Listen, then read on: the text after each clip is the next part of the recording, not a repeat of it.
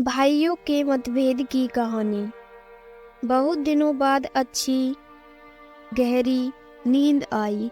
सोकर उठ जाने पर हॉस्पिटल में हूँ, यह ध्यान में आने के लिए कुछ क्षण लगे। बेल बजने पर रूम में नर्स आई और बोली, गुड इवनिंग सर। कोई मिलने आया था क्या? नहीं, नर्स ने कहा। बड़ी देर सोया था इसलिए पूछा। मोबाइल पर एक भी मिस कॉल या मैसेज नहीं आया था। अभी कैसा लग रहा है? नर्स बोली। प्रचंड बोर हो इस गया वीडियो को हूँ। लाइक करें, हमारे 3 चैनल दिन को में सब्सक्राइब कर बेल आइकन वह जरूर प्रेस प्यून करें। अंकल को छोड़कर दूसरा कोई भी मिलने नहीं आया। सब के सब इतना भी क्या बिजी होंगे।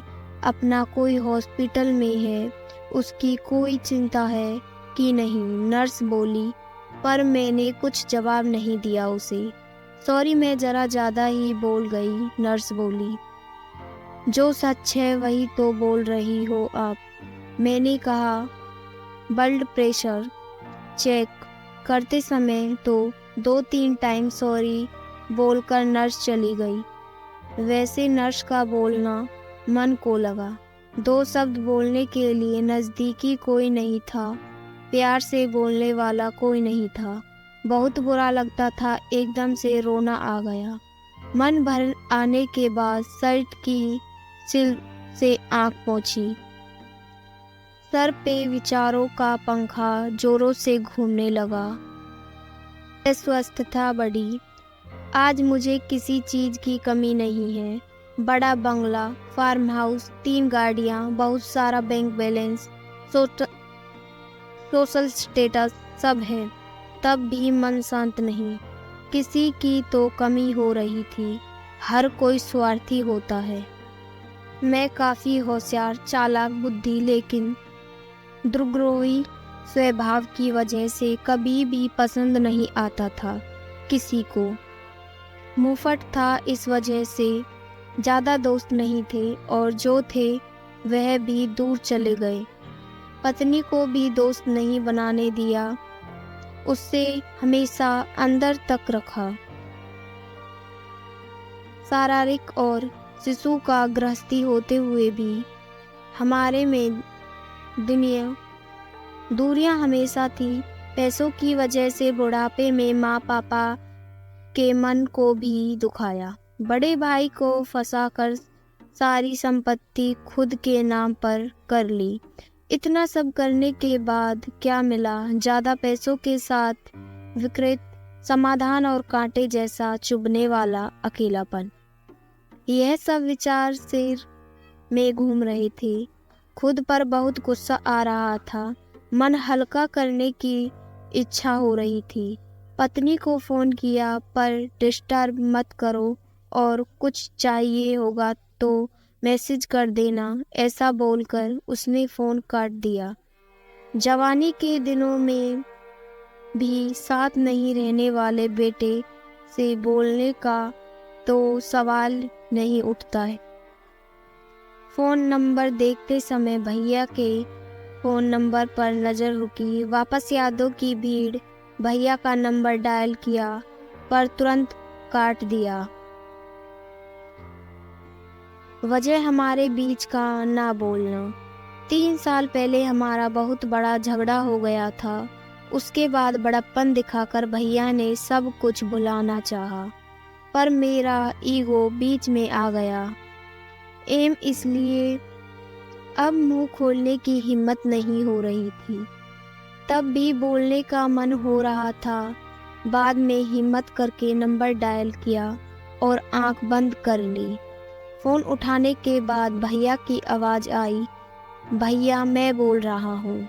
अभी तक नंबर डिलीट किया नहीं क्या तूने? छोड़, कैसा है तू? फ़ोन क्यों किया? तभी मैं भैया को बोला, आपका गुस्सा समझ सकता हूँ भैया, बहुत गलत बर्ताव किया मैंने आपके साथ। मीठी मीठी बातें करके फंसाया आपको। मन में जो भी था वह सब धार धार बोलने लगा।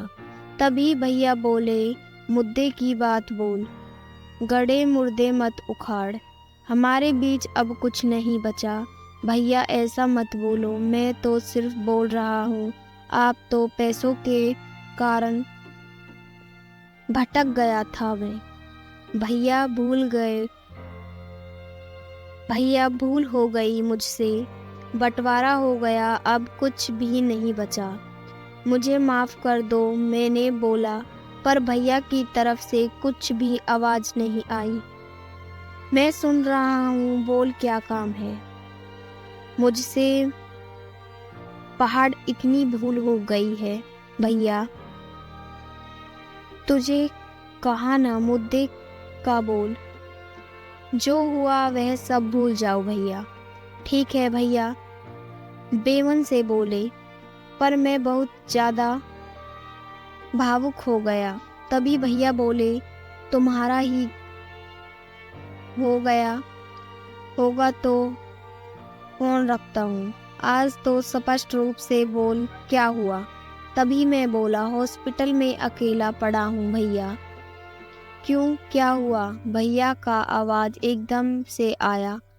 बीपी बढ़ गई है, चक्कर आ रहे हैं, इसलिए भर्ती हुआ। डॉक्टर ने आराम करने के लिए कहा है।